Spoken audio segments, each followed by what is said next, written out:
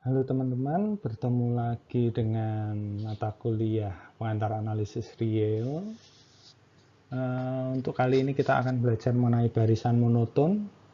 Ya, dalam video ini nanti akan dijelaskan di awal definisi barisan monoton itu yang seperti apa. Kemudian nanti diberikan contoh juga. Kemudian ada satu teorema yang menghubungkan antara barisan monoton dan kekonvergenan. Terakhir ada dua contoh, ya, barisan-barisan di mana kita akan menunjukkan bahwa melalui satu teorema itu bahwa akhirnya barisan tersebut adalah barisan konvergen, ya, melalui monoton itu tentunya. Oke, sebelumnya ini definisinya, ya. Kita punya tiga hal, yaitu ada naik monoton, turun monoton, dan monoton.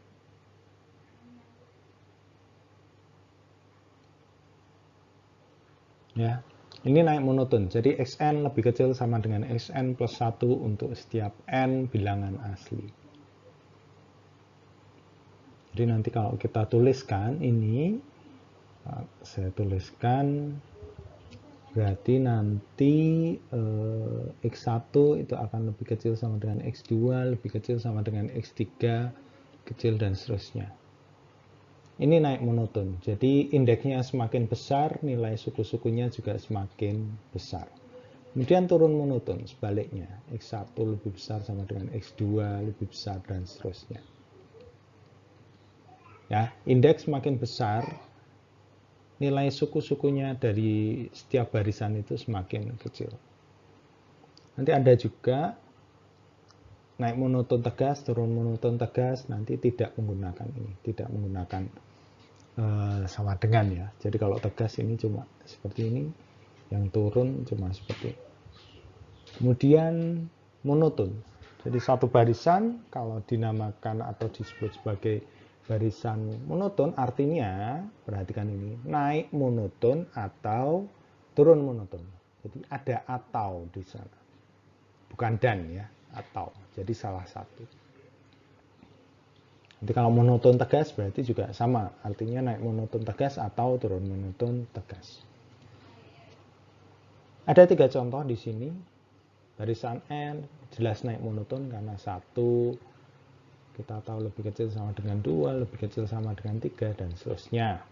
Seper n berarti 1 lebih besar sama dengan setengah, lebih besar sama dengan sepertiga, dan seterusnya. Jadi ini naik, ya. Yang n itu naik, yang seper n itu turun. Ada juga barisan yang bukan monoton. Jadi negatif 1, 1, negatif 1, 1, dan seterusnya. Ya, tidak jelas apakah naik atau turun. Meskipun berpola, ya, tapi dia bukan barisan monoton.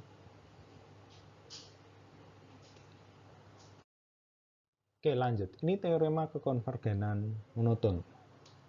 Ini penting, kenapa? Karena ini salah satu alat untuk menunjukkan satu barisan itu konvergen. Jadi selain Cauchy, ya, ada kekonvergenan monoton ini.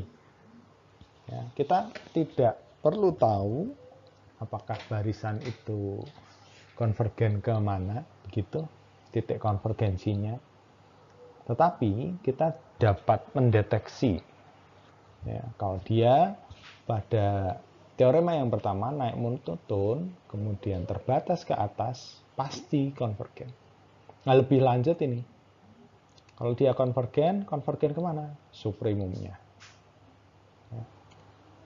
Dan ini yang kedua, sebaliknya, dia turun monoton, terbatas ke bawah, berarti dia konvergen. Konvergen kemana? Infimumnya. Setelah ini kita akan buktikan satu saja, yaitu yang terkait naik monoton dan terbatas. Nanti untuk yang satu lagi, silahkan bisa dicoba sendiri. Saya rasa caranya tidak jauh berbeda. Kita lihat buktinya, ya. Dan saya tuliskan dulu Sn naik terbatas ke atas, ya. Terbatas ke atas berarti kita tahu bahwa ada M positif, sehingga semua Xn selalu lebih kecil sama dengan M. Ya. Jadi diingat-ingat kembali terkait terbatas ke atas. Lanjut.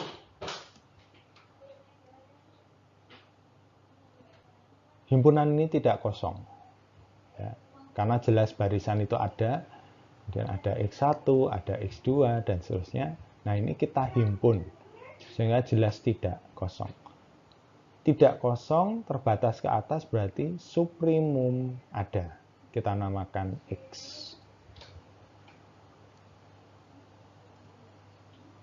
Yang akan ditunjukkan Xn konvergen ke X. Ambil sembarang epsilon positif, ini, ya, jangan dilupakan X suprimum. Jadi kalau X suprimum artinya ini X min epsilon itu bukan batas atas, ya. Kalau bukan batas atas berarti ada satu anggota himpunan yang lebih besar, ya. Itu bisa dibaca-baca kembali terkait suprimum dan infimumnya.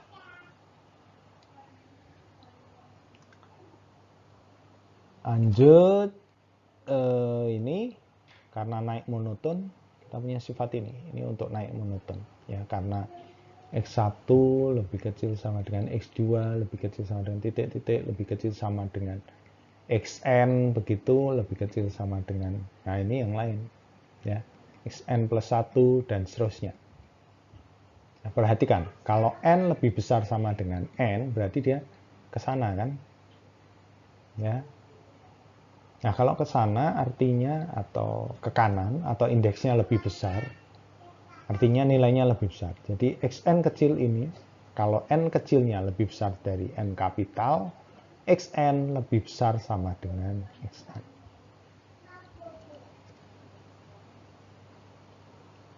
Nah, dari yang kita ketahui, ya, diperoleh ini. X min epsilon kurang dari Xn. Ini dari yang, ya, pertama saya tuliskan. Kemudian ini dari yang kedua, ini sifat naik monoton. Kemudian ini sebenarnya jadi suprimumnya sendiri, karena X batas atas. Suprimum itu pasti batas atas, berarti Xn selalu lebih kecil sama dengan X. Dan ini juga jelas, ya, X kurang dari X plus epsilon. Karena epsilon positif itu sudah jelas. Dengan kata lain berlaku, nah ini kalau saya ambil ini X min epsilonnya kurang dari Xn kurang dari X plus epsilon. Nah, itu bisa disederhanakan menjadi ini. Sudah, berarti Xn konvergen ke X. Ya. Nanti bisa dicoba untuk yang turun monoton dan terbatas ke bawah. Atau di bukunya Pak Heri mungkin lebih sederhana, ya. Silahkan dicoba. Lanjut, contoh pertama. Barisan seperakar N konvergen ke 0. Benar nggak nih? Seperakar N konvergen ke 0. Ya. Nah, secara intuisi sebenarnya kita tahu seperakar N, ya. Jadi kan seperakar 1, seperakar 2, seperakar 3, dan seterusnya. Pembaginya semakin besar, nah ini pasti ke sana. Jadi nilainya kan semakin kecil. Nah, kita punya, kadang perlu ini, ya, memberikan 1, 2, 3, memberikan suku-sukunya dulu. Ditunjukkan suku-sukunya dulu untuk memudahkan kita melihat dia akan monoton naik atau monoton turun. Ini ternyata turun, ya. Turun. Kemudian kita tahu meskipun ini semakin kecil atau turun, ya, meskipun turun dia dibatasi, ya, dibatasi oleh 0. Dibatasi oleh 0. Ya, nggak mungkin negatif, kan. Jadi, oh iya, turun monoton dan terbatas ke bawah. Karena tidak mungkin negatif, artinya dibatasi oleh 0.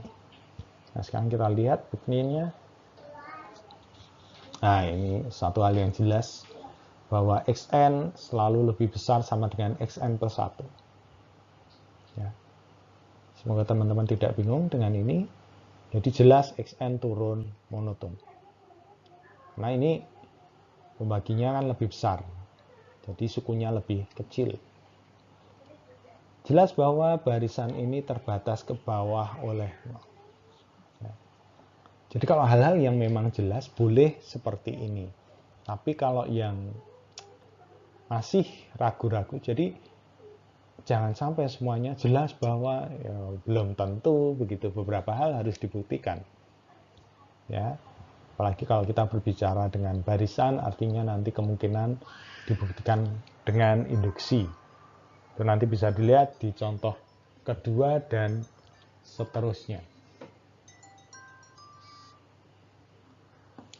Oke, selanjutnya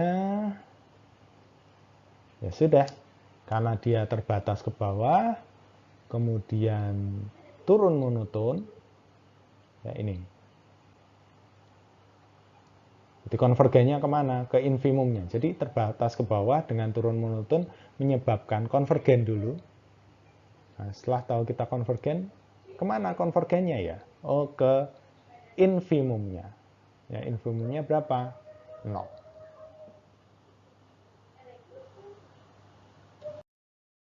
Nah, lanjut. Ini contoh yang kedua. Ya, terlihat lebih rumit. Mungkin kita akan kesulitan kalau kita menggunakan Cauchy maupun membuktikan konvergen secara langsung menggunakan definisi. Oke, kita lihat. Nah, yang pertama terkadang kita perlu untuk menuliskan suku-suku barisannya. Tujuannya apa? Tujuannya untuk melihat pola barisannya. Jadi kalau berbicara matematika tidak jauh dari pola, teman-teman ya. Kita melihat pola dan pola. 1, 5/4, 11/8, 23/16, dan seterusnya. Kalau kita cermati ini, 1 itu kurang dari 5/4.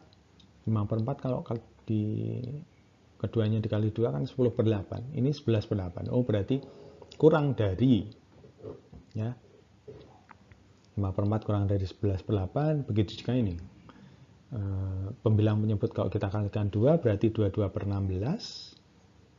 Itu berarti kan kurang dari 23/16. Lihat pola ini berarti kita bisa menyimpulkan bahwa dia nanti naik ya. Nah, kemudian naik, kita sudah bisa lihat ini. Kemudian, nah ini kadang kita perlu apa namanya, semacam kira-kira dia terbatas ke atas kemana ya. Ya, kalau melihat polanya 5/4, kemudian 11/8, 23/16, ya. Kira-kira mungkin nggak dia sampai 2 gitu. Kalau 1 jelas lebih dari 1. Kita lihat batas atas. Kalau kita lihat dari pola ini, kalau tidak yakin mungkin bisa ditambah beberapa pola lagi untuk cek ya. Ini kok sepertinya kurang dari sama dengan 2 ya gitu. Ya, ini ya karena ketidakyakinan kita itu, makanya ini perlu kita buktikan dengan induksi. Kita lihat yang pertama. Ya, terlihat bahwa naik monoton, induksi. N1 jelas. 1 lebih kecil sama dengan 5/4. Nah, sekarang kita asumsikan benar untuk N sama dengan K, berarti ini asumsi ya. XK lebih kecil sama dengan XK plus 1. Nah, kemudian bagaimana XK plus 1 dengan XK plus 2? Apakah akan lebih kecil sama dengan juga? Nah, proses ini ke sini sebenarnya teman-teman perhatikan, ini ada proses yang agak panjang kalau mau kita detailkan. Ya, jadi mungkin pertama dikalikan 2 dulu, kemudian kedua ruas ditambah 3, tandanya kan tidak berubah ya, kemudian kedua ruas dikalikan 1/4, tanda juga tidak berubah. Ya, artinya benar bahwa ini. Padahal yang ruas kiri ini adalah XK plus 1, ruas kanan ini adalah XK plus 2. Ya, sehingga ya ini XK lebih kecil sama dengan XK plus 1 berakibat XK plus 1 lebih kecil sama dengan XK plus 2. Atau ini untuk K benar, maka untuk K plus 1 juga benar. Gitu. Nah, kalau benar artinya benar untuk setiap bilangan asli. Artinya Xn benar bahwa Xn naik monoton. Ini baru satu, naik monoton. Ya, baru ini yang beres. Nah, lanjut kita akan lihat, kita buktikan juga dengan induksi bahwa dia lebih kecil sama dengan 2 setiap suku-sukunya. Oke, lanjut kita akan lihat bahwa dia terbatas ke atas oleh 2. Ya, kita akan lihat dengan induksi juga. Saya rasa ini sudah jelas bahwa X1-nya tadi 1, ini lebih kecil sama dengan 2, sudah jelas. Kemudian, nah ini, asumsikan benar untuk N sama dengan K, atau kita tahu bahwa XK lebih kecil sama dengan 2. Nah, kita mau lihat XK plus 1. Dari rumus yang diberikan, XK plus 1 berarti 1/4 2XK plus 3. Ya, karena XK-nya lebih kecil sama dengan 2, berarti ini akan lebih kecil sama dengan 1/4 dalam kurung 2 kali 2. Ya. Di sini ada, perhatikan,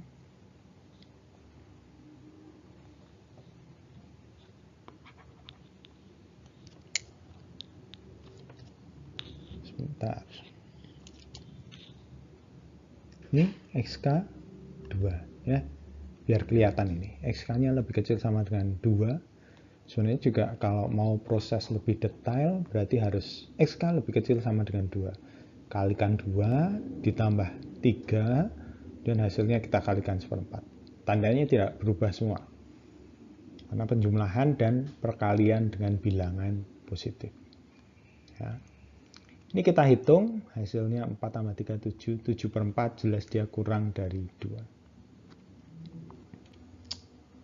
Jadi benar ya, XK lebih kecil sama dengan 2 berakibat XK plus 1 lebih kecil sama dengan 2. Jadi ini terbatas ke atas oleh 2. Terbatas ke atas oleh 2, tadi naik monoton berarti diperoleh Xn-nya konvergen. Nah, belum berhenti sampai sini teman-teman, karena yang mau dibuktikan konvergennya kemana. Nah, ini salah satu contoh bahwa tidak mudah untuk melihat supremum dari ini. Xn sama dengan Xn plus 1 ya, sama dengan 1/4 2Xn plus 3. Ya. Meskipun kita tahu bahwa kalau terbatas ke atas, kemudian monoton naik, konvergennya ke supremumnya. Tapi ini tidak mudah. Oleh karena itu, salah satu idenya karena kita sudah tahu bahwa dia konvergen, nah, kita misalkan dia konvergen ke X. Ya. Dari sini ambil limitnya kedua ruas, itu limit Xn plus 1 sama dengan limit 1/4 2Xn plus 3. Pakai sifat aljabar limitnya. Yang ini berarti menjadi X. Ya. Misalnya ini ada Xn, ada limit. Nah, limitnya kan istilahnya bisa masuk begitu ya. Bisa masuk ke sana berarti 1/4 kali limit Xn, 2 limit Xn berarti 1/4 kali 2X. Ini 2X plus 3. Nah, ini disederhanakan diperoleh X-nya adalah 3/2. Jadi bisa disimpulkan bahwa Xn konvergen ke 3/2. Ya. Oke, jadi demikian terkait barisan monoton, khususnya kita bawa ke monoton dihubungkan dengan konvergen. Semoga bisa dipahami oleh teman-teman. Jika ada pertanyaan bisa ditanyakan. Semoga membantu belajar teman-teman semua. 2 contoh, jadi yang pertama itu yang simple atau sederhana. Yang kedua lebih panjang karena kita harus membuktikan masing-masing dengan induksi. Terima kasih.